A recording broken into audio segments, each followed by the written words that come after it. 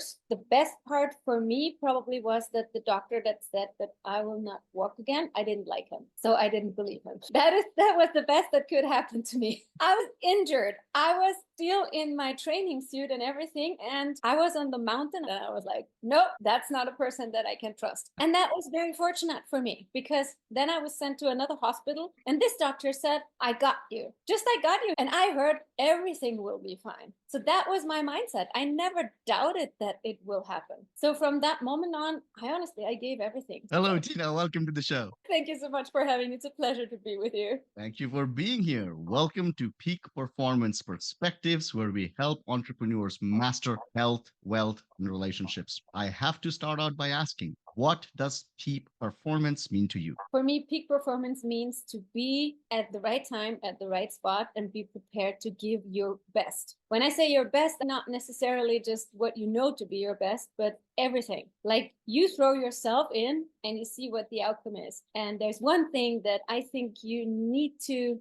be or make sure after peak performance is that afterwards you're not there and saying, I could have done better. So I think this is the one thing. So come prepared, give your everything, not your best, your everything. And then at the end, just see whatever it was for you. I think this is the essence for me. How does one give everything? Because there's always doubts and confusions and fears. Absolutely. What do you do to do that? Let go of these egos, blah blah blah, that is in the mind. Just not think about it. So I think the moment before a performance is always when you come to yourself and you center yourself and you really try to let go of all that chatter that is running in your mind constantly and really like connect to who you are and why you're doing this. I hope you have fun when you do this. So just check in with the fun and try to have the most possible fun, the most tinted you fun. And I guess this is how you dive into a deep, really peak performance without this mind getting into the thing and keeping you from giving your best. Yeah, the voices in our heads, right? The chatter that you talk of. How do you make them quiet? Do you just not think about them? Do you have an alternative narrative that you are saying out loud to drown it out?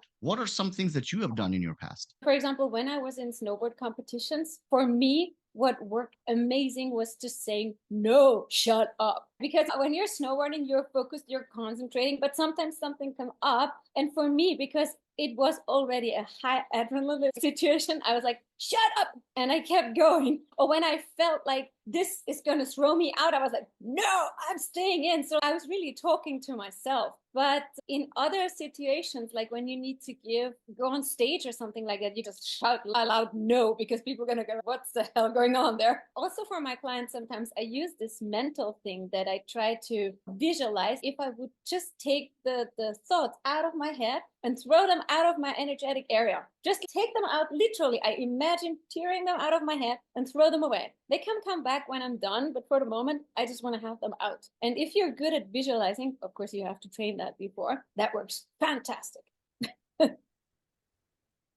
What does this visual look like? Is it just a projection of how you want the things to end? I think it's a basic process, and the basic process is always to really see and most of it feel yourself in having already done what you want to do or doing it, feeling good at this. But the last little thing is something that people need to check for themselves, because the feeling and whether they need a little bit more of the visual part or they need a little bit more of the feeling part, this is what you have to figure out. So this is why I'm saying you have to train that. So visualization for me is most a feeling thing, but I can greatly imagining things like pulling out of my head. But sometimes I do it with my hand because this is the feeling part. So for others, it's enough if they feel or think or see a mental thing throwing out of their head, and that would be perfectly fine for them to just make the thought go away. And you train that in basically every situation, because I think that success comes with you knowing that you do that, not can do that, but you do that. So when I won my first race, for example, the evening before,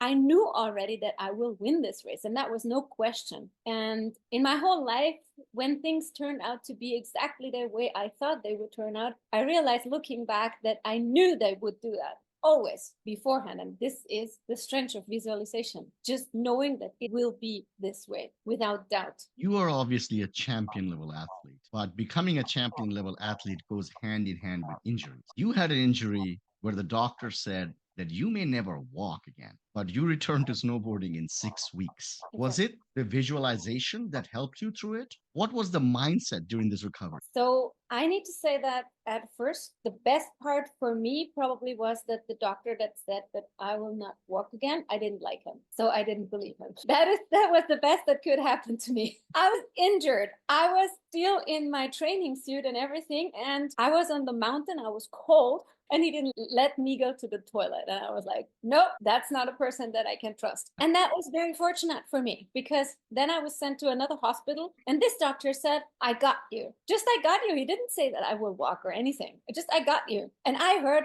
everything will be fine. So that was my mindset. I never doubted that it will happen. So from that moment on, I gave everything. So when they said you have to get up at 6 o'clock in the morning and drink this ugly tea, which they did, I did. It smelled horrible. I had to cook it for 30 minutes. My whole apartment was like, but I did it. I did 11 hours of physiotherapy and therapy every day because they told me, like my doctor told me, if you want to come back, you have to really get strong in the muscles because they have to support your knee. And the injury was in the knee. And I did it. I didn't even question that. And I think this is another strategy for if you want to do peak performance. You don't question every day if you feel like doing it. You just do it because obviously you don't feel every day like doing it. That's normal. That's just part of the process. Yeah. You think that this drive that you have, this drive that most champions have, this be curated? Are people just born wired this way? Some people are just born wired this way. Oh, I was a lazy person earlier in my life. Still a lazy Definitely person. still have to be lazy at times. I guess it is something that everyone and if you're not living it, it's just because something else is holding you back. Because if you really want to live your passion, your what is inside of you, this is my biggest desire, my passion. So what can hold me back from that? And I believe, and I see that also in my clients, like they really want this. It's not that they don't want that, what's holding them back. It's fear that they can't do it or self-love or anything that is connected to fear. This is the reason they're not doing it. But I think we are not genuinely born to not really go for our passion and what we love. So yes, it's a learnable skill or a relearnable skill because I think we own it all. You said that a lot of your clients feel this, and it's so true because it's almost impossible to think of people who don't want things. Everybody wants something. Only a very small percentage of it get exactly what they want, and the others live a life of regret. So, for those who are listening to it, entrepreneurs who are wanting to have a successful business, who want to have peak performance in one area or multiple areas in their life, and they are telling you, yeah, Tina, I want this thing. I'm working hard. I don't know what's wrong. It's not working out. What are some things you would tell them? For me, that happened too at some point. I think for every entrepreneur at some point that happens. It's just a normal part of the process. And it's because at some point, I think we all follow specific strategies. And I'm not saying that the strategy don't work. It does, but it might not be your strategy at that point. So I feel that you always need to come back to yourself and ask yourself if this is the right thing for you to do in this moment. I like the meta, for example, there are people who have massive stage fright. They don't want to go on stage. They don't want to talk in front of people. And then comes someone and tells them, like, this is the way to sell. You need to go on stage and you need to do this. But if I'm not ready, what performance will I have on stage? So I need to get ready first. That's the thing. So I'm not saying that you cannot learn to be a super great stage person. The opposite, you can learn everything if you want to. But if you're not ready now, if this is not your way at this moment, then probably try something else first, get this done for you, and then try this second. But don't just follow a strategy, in my opinion, that someone else says will work for you without even checking in with yourself if that feels for you at this time, because authenticity comes with what feels right for you. And people sense if you're not authentic. So I think this is the first thing. Really check in if what you're doing aligns with who you are. That's the first thing to success for me. So much value in what you just said, which is that so many people are following a framework, following something that somebody told them, a book, something blindly. And they're just almost like a hamster wheel, right? It's just like doing the same thing over and over again, not getting results, but not thinking creatively to think, hey, I can try something else. But that also is contradictory to what most coaches will say. That some of the greatest coaches in the world will say, follow the process. Just follow the process that I'm laying out and it'll work out, right? And athletes, we notice we have coaches who have a very specific way of doing things, right? And they want you to follow the certain way. How does one maintain that balance? I would say this strategy, as I said before, they work.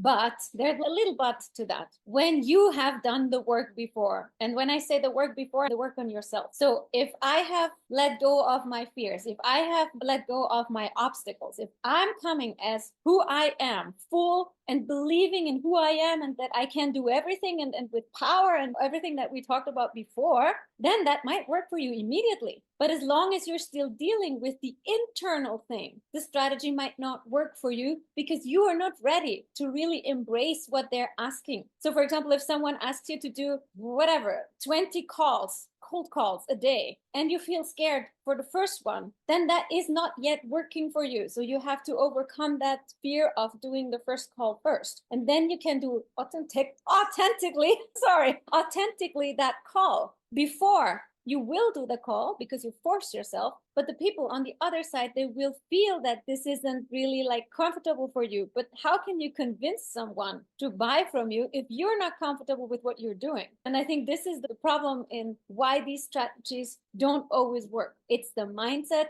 it's you that doesn't yet work. And if you are in the position to be the authentic you, maybe automatically what strategy would work best for you in this moment, because it's like an aligned thing, comes from you. You have had such a diverse career path, right? From champion level sports to becoming Austria's first relationship coach. How do you think sports background has influenced your approach to coaching and mentoring? It has created a lot of strategies that I teach to my clients because when you do sports, and especially at a high level, you get really mentally strong. You need to. And you start to understand that everything has a price. When I'm saying this, you cannot have a relationship but not giving up being single, for example. That's just a very basic thing, but you cannot have both at the same time. So you cannot have your life that you decide everything for free, but having a great relationship doesn't work. Same goes for being a successful entrepreneur. You cannot have like at the beginning this regular income that you are aiming for when you're an employee and starting to be an entrepreneur,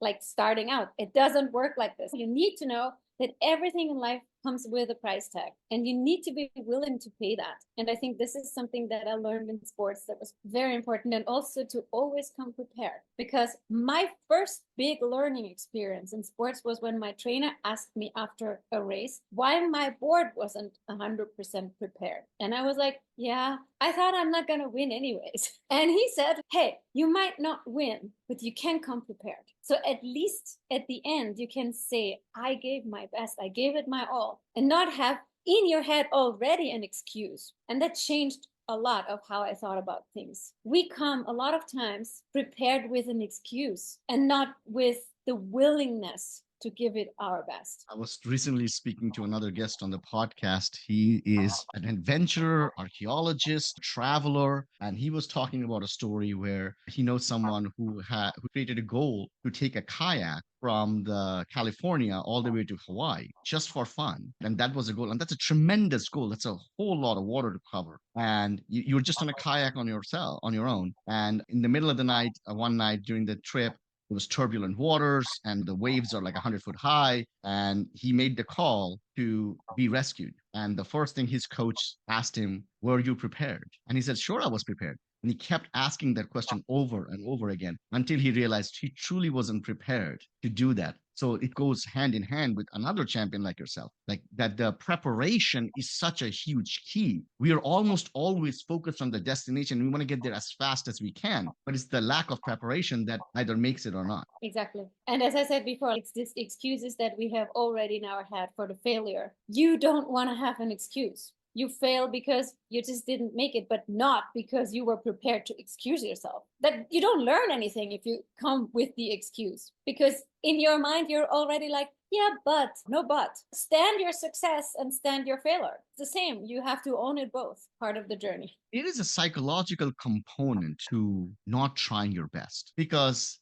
then you have an excuse in your head. If I would have tried my best, I would have won. And that is almost a defense mechanism. It's the same reason why we don't start writing our papers in college a week in advance when they're due. We wait till the last night. And then you get a B plus. And you say, I just worked on it last night. If I would have started a week ago, I sure would have gotten an A. And this gets ingrained within us. What are some ways to talk yourself out of it? Because I think the true source of this is really fear. What if I did start writing the paper a week ago and I still got a B plus? That just means I'm not an A student. What if I did come fully prepared and I still didn't win? That just means I'm not a good enough. How do you combat that? I think it's the first step, and that is the first step to everything in life, is to be completely honest with yourself. That's authentic to yourself, but also like really the same way you say to someone else, I'm sorry, you need to say to yourself, I'm sorry. If I'm not there yet, I'm not there yet. But at least let me face it. Let me see myself in the mirror and say, okay, I gave my best. This was my best at that time. But from there,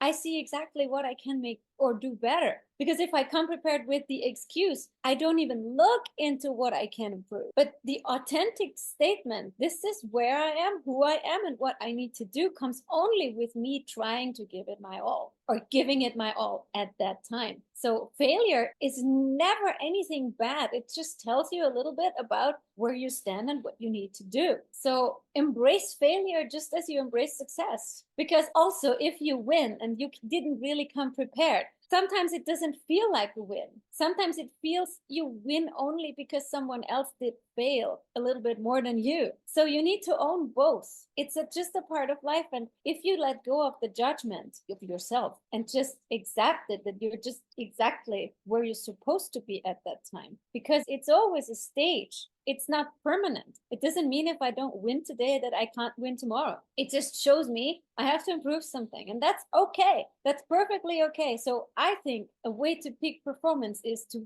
be really honest with yourself and to own your failure just the same as you own your success. Otherwise, you're never going to be up in the end. As a dream life mentor, you guide people towards creating lives they truly love. What are the foundational principles you teach from designing for designing a dream life? And how does one even discover what my dream life is? I think that the dream, what we really want to do, that is the thing, is that the problem to that, if you want, is that many people don't even look at this dream anymore because they have pushed it aside because of it's not possible. That's not for me. But it's still lingering inside and they still remember what that dream was. So I guess this is a part of this being authentic and being really honest with yourself. It's just removing everything that you put as an excuse why you cannot have your dream life. So remove these excuses as a first step, and then go deeper and recover yourself, like rediscover who you are and what you want. And from there, get rid of the fears and then start to create something new. Because, and not I'm saying start to create something new, you create yourself as being someone new. And from there, everything else comes much more easy because you're in alignment with where you want to go. And then the doors open because you have an energy. And then you also are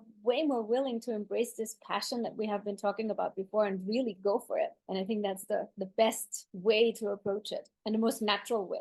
So, is it the removal of excuses and removal of fears? Are they the most common blocks that you see in people who are trying to create the dream life? Or are there other blocks that you encounter that are just patterns in most people? I think the biggest blocks are always fears. They just show up sometimes differently. So, for example, a lot of people use the excuse, I don't have money or I don't have time. So this is for me, the most socially accepted excuses. Let's say it this way, because if you say, I don't have time, that sounds like you're such an important person. And of course you cannot do this because you have so many other things to do. And if you don't have money, then you're just a victim of the circumstances. And this is why you don't have to or cannot do it. No one says, I'm so afraid of not being able to reach my goal. No one says that because that is vulnerability. And showing this makes us, we cannot be attacked very easy by other people. They can make fun of us. But I think also that's a first step to really see what is blocking me. And if it's the fear of not succeeding, then I have to go deep into that, because money is actually never a block and time is never a block. If it's important to me, I will make money, I will make time. However, I'm going to do this. But that's the same thing like I always say to my clients, if you knew you would succeed, what would you do? And there's no obstacle that wouldn't be overcome if they knew they could succeed. So if that is your mindset, I will succeed because I have removed all the fears, then why wouldn't you do it? Why would money be a problem? It's not a problem at all. If you succeed, money is coming back to you. And this is why I'm saying it's always something that is really deep inside. And most of the time, it's a fear, a trauma that you have from long ago and that you still believe to be true. You are so well traveled because of being an athlete, competing in various places. You've lived in different places like Paris. What has interacting with different cultures in different countries influenced your coaching style and your own personal growth? Oh, for my own personal growth, I think it was amazing. Like when I was in Cuba, and these people, they were so poor, they had nothing, but they had such a massive happiness with that nothing. And that's so different from also the US, but also from Europe. We have this wealth, happiness that comes from owning things, and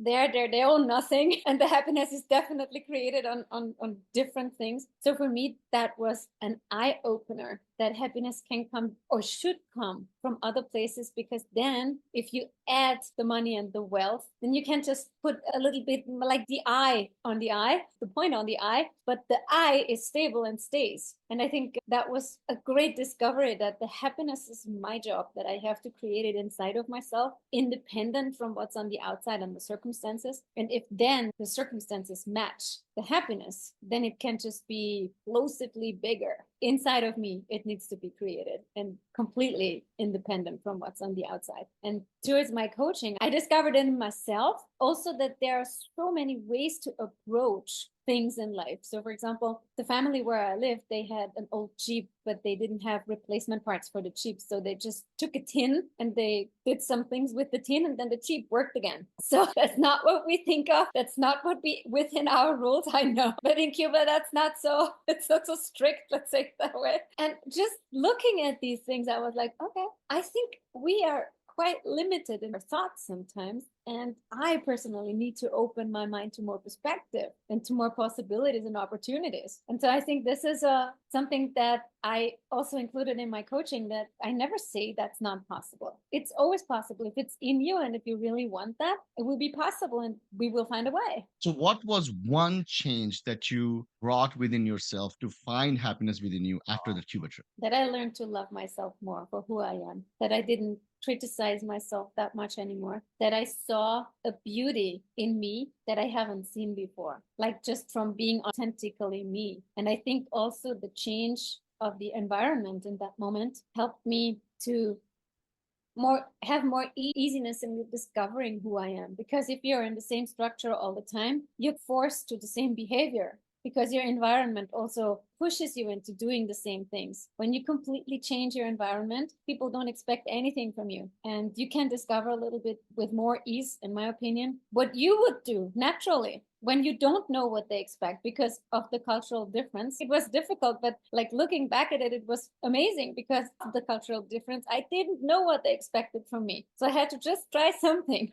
What would be better to try to just be authentically me, as there was nothing expected anyway, just try me. So I think that was a really big discovery for me. You said the pre-Cuba Tina used to criticize herself. What did you use to criticize yourself for? Everything, not winning, not being beautiful enough, or just like women things. I think, but basically most of the time not being good enough, not being successful enough. I just thought I wasn't enough. What was the source of the thought? Was it that if you had won more championships or you were more successful, then you would feel you good enough? I was raised in a little bit difficult circumstances, so I guess it was just from there that my parents told me many times life didn't wait for me, this didn't wait for me, that wasn't, or I wasn't prepared for this or that. And also, of course, I think this is something that we learn in school, like with the grades, and that we are always judged into being something specific. It's like the fish that doesn't cannot climb. And sometimes what you really want, what you're really good at, is not even supported. But I didn't understand that, of course. I was young. But this was the reason. I remember that one time, I think it was my mom told me I had too big legs because of the sports that I did. So I had to train a lot and they had a lot of muscles. But she found them a little bit too big for wearing shorts. And from that moment, I thought, I'm fat. I was. But that's what I thought. That's what I heard. And I was pretty hard with myself at that time. When you're a champion, when you're someone who's pushing themselves every single day to be be the best version of yourself. Other than people you're training with, who you may or may not get along with, there aren't many people that can relate to you. And there's a sense of loneliness. You almost feel lonely in a crowded room. You have friends, you have family members, you have all these people that know you, that love you, but nobody truly understands what you're going. How did you deal with that? I think when I look back at my snowboard time, I did feel lonely sometimes. But later in my life, I realized that it's just a sign of growth and it happens again and again in your life. So every time that you level yourself up, this comes along with some loneliness. And I understand everyone who tells me about this and says, oh, no, I'm feeling so lonely. And if I do this and that, then maybe I'm even more lonely. But it means just that you're leaving some people behind because they don't want to grow with you. And you are ready to embrace someone new or new people. And I think this is an exciting part. Maybe it's a little part of loneliness, but this is something that you need for yourself also to settle in this new level. And from there, you just open yourself up for the right people that vibe with you and that can bring you even further ahead in your life towards your goals. And a peak performance doesn't, it's just, you're not mediocre. You want to give it your all. You want to be on top. And even a mountain at the top, it's just tiny, skinny. And that's what it is. So it's not about being loved by everyone. It's about being loved by your tribe, by the right people, by the people that support you. And for the ones that you feel don't love you, there's always a way to find the love because they love you too. So for example, now looking back, I know that my mother, for example, by telling me that I have big legs, she didn't mean to hurt me. But at that time, I saw it that way. If you look at the tribe that has been with you before and that didn't grow with you, they do not want you, they do not love you, that you have just outgrown them. And that's fine. And that's just a sign of you embracing yourself even more. And I think that's awesome, amazing, nothing we have to be afraid of. And just wait for what's yet to come. It's always getting better. So that's what I think now. Yeah, yeah. No, totally know what you mean. There's so many people listening to this who can, everybody listening to this can resonate with this at some level because everybody's an entrepreneur and we're all weird in some ways. You don't get to be a peak performer without having a little bit cracked in the head, right? Eccentric, please, eccentric. Exactly, exactly. So if you do feel like, yeah, like you said, you have outgrown some people, what do you do with that feeling? Because you still want to be able to feeling understood is a basic human need, right? Sure, you start feeling that I have outgrown a few other people, but how does that change what my expectations are of feeling understood? Or should we not have any expectations at all? How did you go about it? Or how do you go about it now? So the thing is, when I feel that it's not even outgrown people, that I and someone else, we do not agree on a specific mindset, then I do not expect that person to understand me for different actions that I. So for example, I do not expect a regular employee that is very happy in his job to understand that sometimes at 10 o'clock I'm still working. I do not expect them to understand me because they don't. And for many, it's not in their mindset and it's not what they want to do. And that's fine. So the same, like we do not need to necessarily agree on everything. Not everyone needs to be okay with what I'm doing. So